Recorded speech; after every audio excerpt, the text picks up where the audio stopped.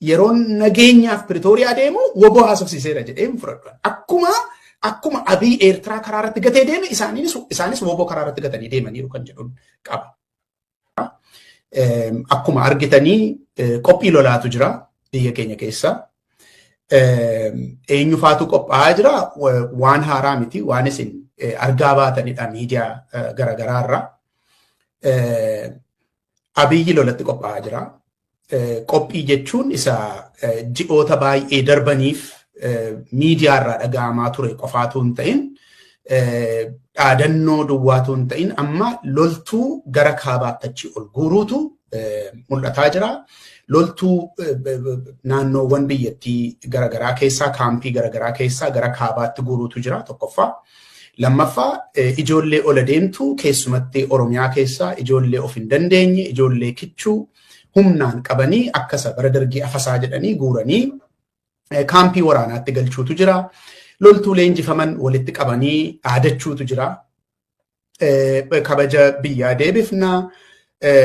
Biyyatu sodaa jala galee galoo galaanaa biyyaaf deebifnaa kan jedhu dhaadannoo akkasiitu godhamaa jira jechuudha. Qophii Abiy kan gitu Eertiraanis qophii waraanaa godhaa jirti.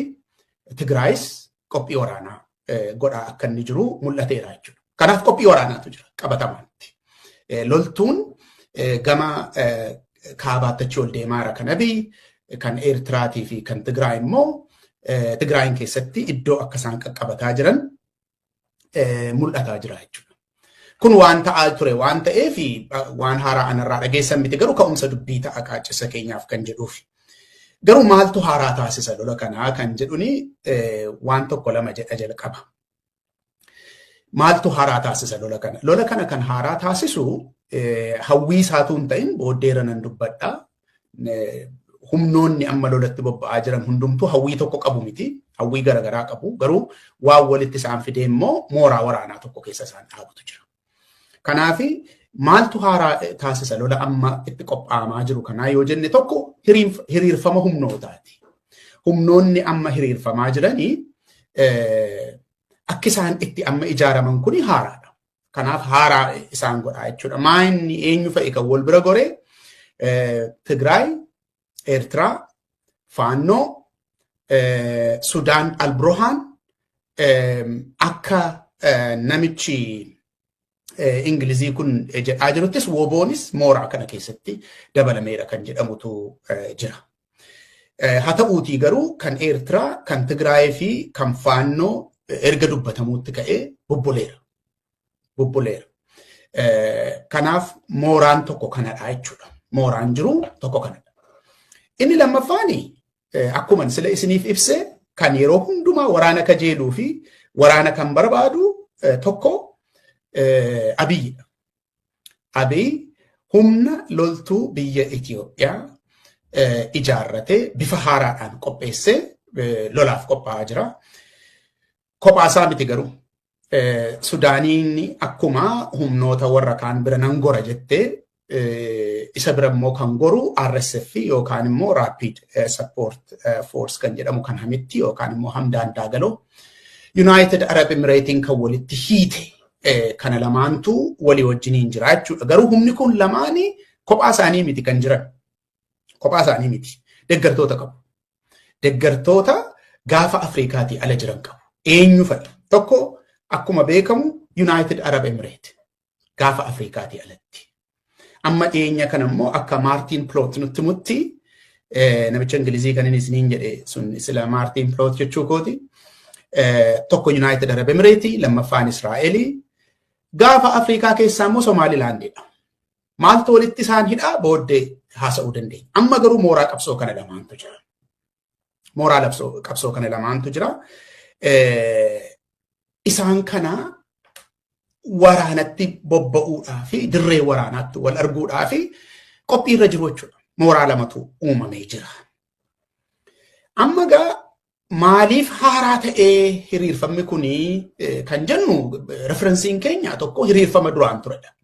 Yeroo dhiyootti waggoota 4-5 darban kana keessa hiriirfamni ture kana miti. Akkuma yaadattan keessumatti yeroo waraana Tigraay hiriirfamni ture tokkoffaan hiriirfama Abiyyi kaampii mooraa waraanaa kaampii Abiyyi ijaaree Abiyyiin jalatti yookaan immoo Abiyyiin cinaatti faannoodhaa fi humnoota Amaaraa hunda Eertiraa, Somaaliyaa, paartiliis immoo Sudaaniin kan lola yeroo Tigraay sana keessa galchinu daangaa cufuu irratti lafa fudhadhuutii daangaa cufuu na gargaarii kan jedhuuni bifa sanaanii Alburhaan hirmaachuunsaa hin hafne. Ijaarsa akkasiitu ture dura akkuma yaadattan. Inni lammaffaan Tigraayidha. Tigraay qobaasaa marfamee lolataa ture. Boodarra garuu gaafa lolli hammaatu woboodhaa wajjiniin walta'iinsa akka isaan tolfatanii turan hundi keessa akka yaadattanidha. Mooraa kana lamaantu ture. Kanaafi isa kanaa wajjiniin gaafa wal bukkee qabnutu hiriirfamni kun haaraadha jenna malee waanuma isaan amma ka'anii waraana eegalaniif miti. Amma gaa hiriirfamni duraanii suni maaliif diigame? Maaliif diigame inni kun immoo haaraa ijaarame? Maaliif isa haaraa ijaarame kana hubachuu fi isa moofaa ijaarame beekuutu nurra jiraata. Maaliif akka inni ijaaramee fi maaliif akka inni diigame beekuutu nurra jiraata. Isa kana akka hubannuuf jechuudha.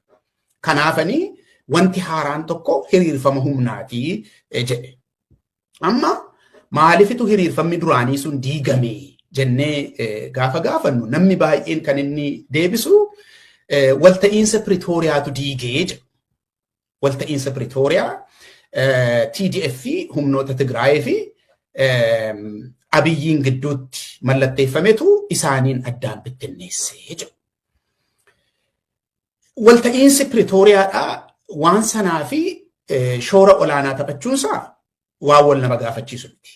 Garuu diigamsi sun kan dhalate diigamsi mooraa qabsoo yookaan immoo mooraa lolaa anam ergama isiniin jedhe kun kan dhalate sababiidhuma Pretooriyaatiif miti. Sababiin isaa Pretooriyaan yeroo gabaabduudhaaf yoo ta'u maleessa nagaa uumuudhaaf dugda duubatti deebi'uudhaaf qawwee afaan qabsiisuudhaaf kan mallatteeffame. Akkuma waraanni humnoota walitti fidus gargar diigus nagaa uumuunis humnoota gargar diiguu fi walitti fiduu hin danda'a kun gaaffii hin qabu. Garuu Pretooriyaa dhumatu gargar diige miti. Rakkinatu ture duraaniyyuu ijaarsa Abiyyi walitti guure sana keessa Abiyyiif faannoo gidduu, Abiyyiif Eertiraa gidduu, Abiyyiif Somaaliyaa gidduu, Abiyyiif Sudaanii gidduu rakkootu ture. Rakkoo sana wal dandeessaniitu dhimma tokko irratti walii galanii gara Tigraay qajeelani. Wanti isaan irratti walii galanii akkuma yeroo lola Tigraay argitan Tigraayin humnaan cabsanii jilbeenfachiisudha. Birmadummaan Tigraay hamma dhumaatti akka inni cabu lammata akka inni lafaa hin kaane. Birmadummaa duwwaa miti garuu birmadummaa duwwaa miti. Uummatuma Tigraayiyyuu lafarraa buqqisuudhaan isa kaan ajjeesuudhaan isarraa hafe immoo hiyyoomsanii kadhattuu gochuudhaan Tigraay wanta jedhamu intitiidhuma Tigraay jedhamu lafarraa balleessudha. Lafa duwwaa miti akkuma Daani'el Kibrat irraa dhageessan galmee seenaarraas yaadannoo sammuu namaa keessaas balleessuutu kaayyoo ture. Eertiraadhaa wajjin kana irratti olii galanii humnoota Amaaraa wajjinis kana irratti olii galaniitu adeemani. Garuu gidduu isaanii rakkinatu ture ituu Pretooriyaan ga'e. Waan kana seenaa isa darbe kaafnee haasa'uuf utuu hin ta'in akkuma isiniin jedhee sammaa kana hubachuudhaaf waan nu gargaaruufi. Maanni rakkinni ture Eertiraadhaa fi Itoophiyaa gidduu yookaan immoo Abiyyi humnoota Abiyyi hiriirsee fi Eertiraa gidduu maaltu ture yoo jettan keessumatti Abiyyi humnoota inni qindeesse raayyaa ittisa biyyaatii fi warra raayyaa ittisa biyyaatii wajjin ta'anii fi gar tokkoon Eertiraa gidduu rakkootu ture. Rakkoon kun maanni Isaayaas maalirratti hirkatee aangoorra akka taa'u sirriitti waan hubatee beekuuf humna isaa qusataadhatu lola sana lolaa ture. Baay'ee of qusata ture.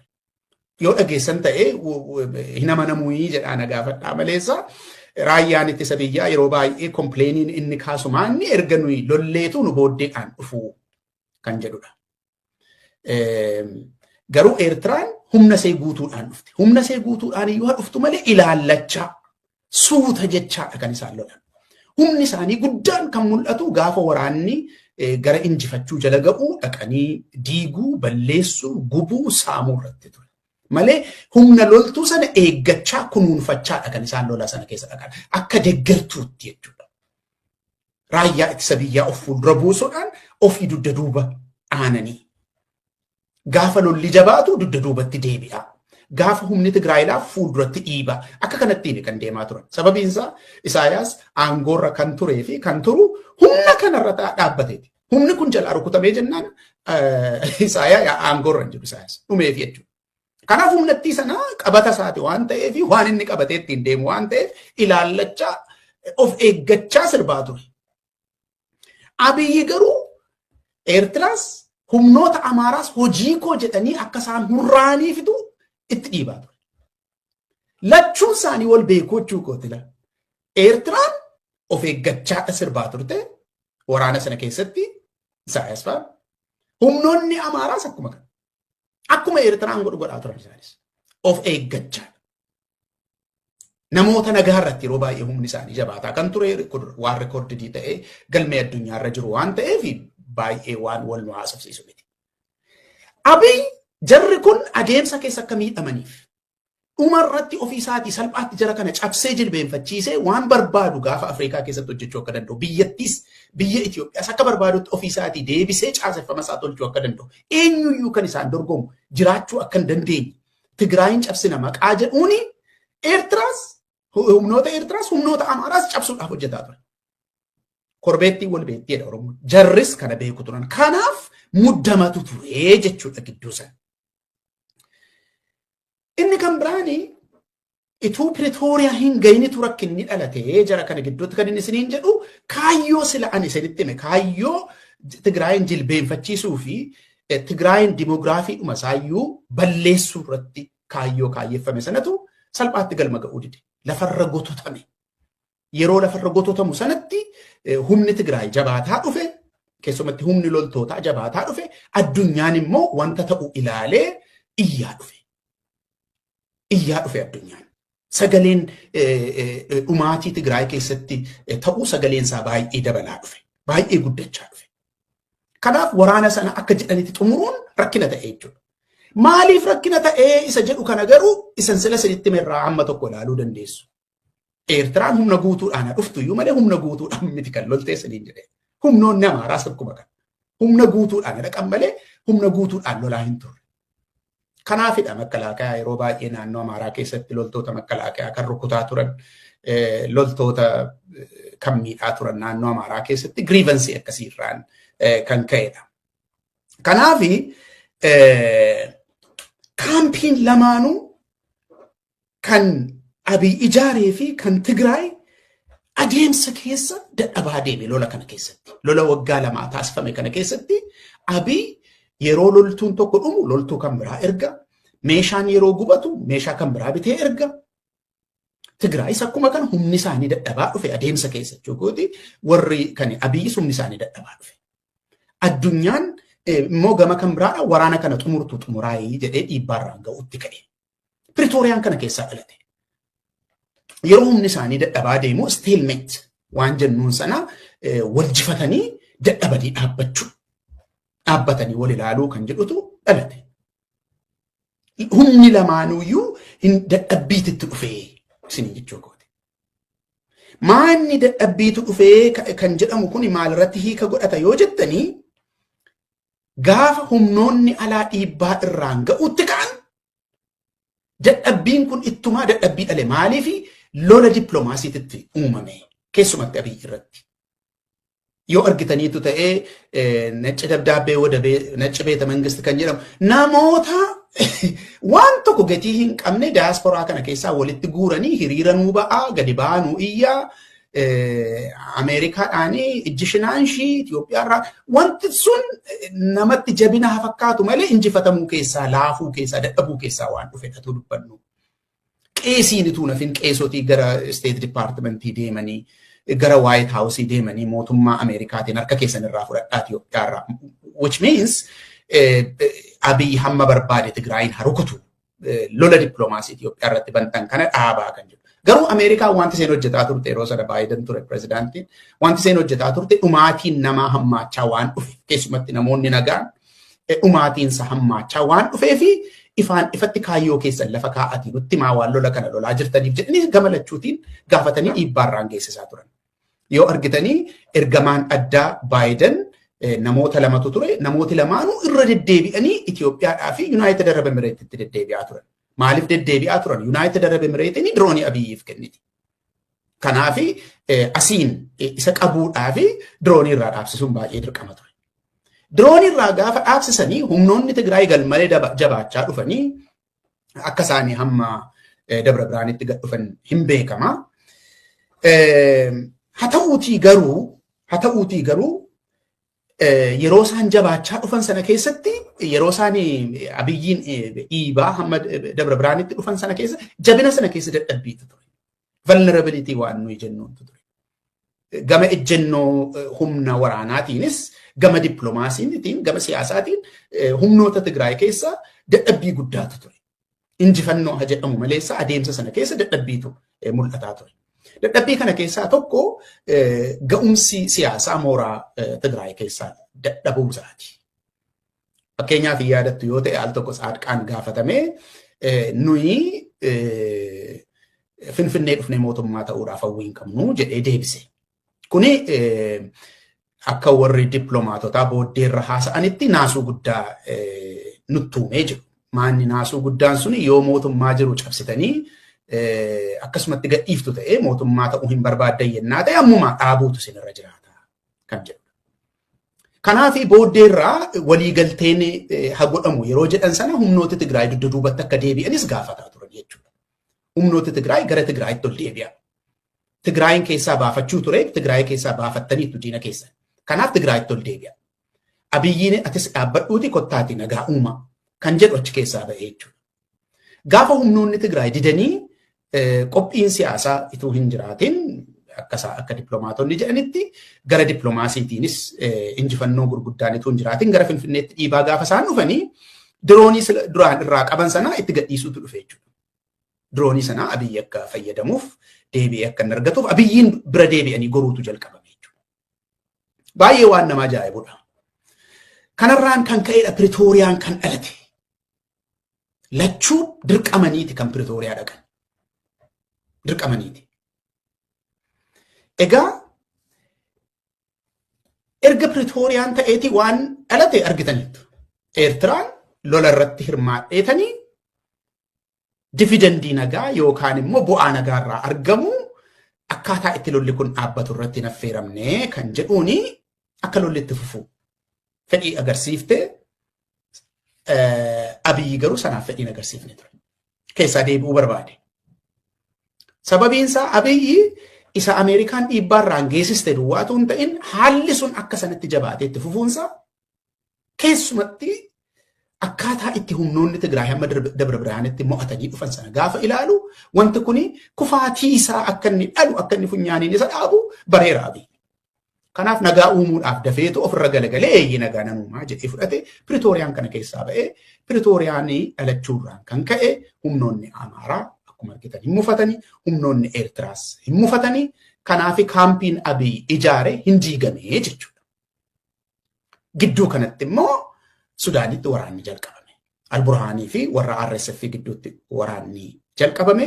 Waraana sana keessatti Abiyyi humna United Arab Emirates gargaartuu RSF'dhaa fi meeshaa geessu akkuma amma yeroo dhiyootti immoo dhageessan kaampii banuu fi waan jalqabee fi Alburhaan inni duraan yeroo lola Tigraay sanaa dhokateessa ta'uu Abiyyiin bira hamma tokko dhaabbate amma Abiyyitti diinatti ta'e jechuudha.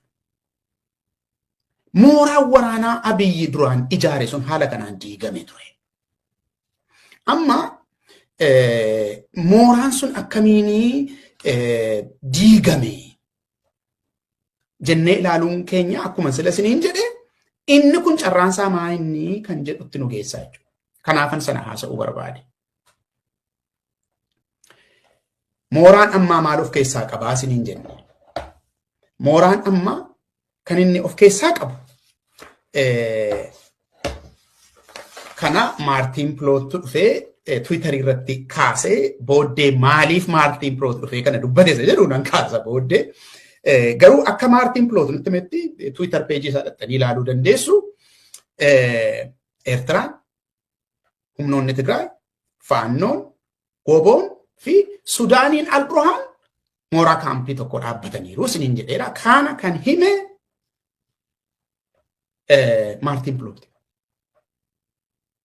Maartin Piloot hime. Abiyyi fi RSF eenyuun deeggaramanii Yuunaayitid Arab Emireetii Somaalilaandiidhaan Chumaanis immoo Israa'eliin deeggaramanii mooraa tokko dhaabbatanii turan. Carraan isaa maa inni kan jedhuun isee waan tokko dubbachuu barbaade. Carraan ijaarsa kanaa maa inni? Lolli ka'uudhaaf deemannaa ta'e hammam deemuu danda'a kun? Hammam deemsisuu danda'a? Tokkoon isaanii maal barbaadu? Hammam walitti hidhamanii adeemuu danda'u? Kan jedhu gaafannee deebii argachuutu nurra jiraata jechuudha. Deebiin kanaa kan inni irratti hundaa'u humnoonni walii wajjin hiriiran kun tokkoon isaanii faayidaadhaa fi wabii isaan argatan irratti hundaa'a. Dhuma waraanaa irratti duwwaa jechuu koomiti. Adeemsuma waraanaa keessatti faayidaa isaan argataa deeman. Wabii nageenyaa isaan argataa deemantu kana murteessa. Carraa kaampii sanaa murteessa. Maaliif faayidaa toletti isaan fidee hin irraanfatina. Walii wajjiniin yoo dhaabbanne faayidaa kana buufanna kan jedhutu walitti isaan fide. Booddee nan dubbadhas. Faayidaan sun adeemsa keessa isa tokkoof ituu waraanni raawwatin dhumeera taanaani. Inni faayidaan isaa iddoo ga'eef suni waan dabalee dhaqee lolee du'uuf hin qabu. Tokko. Lammaffaa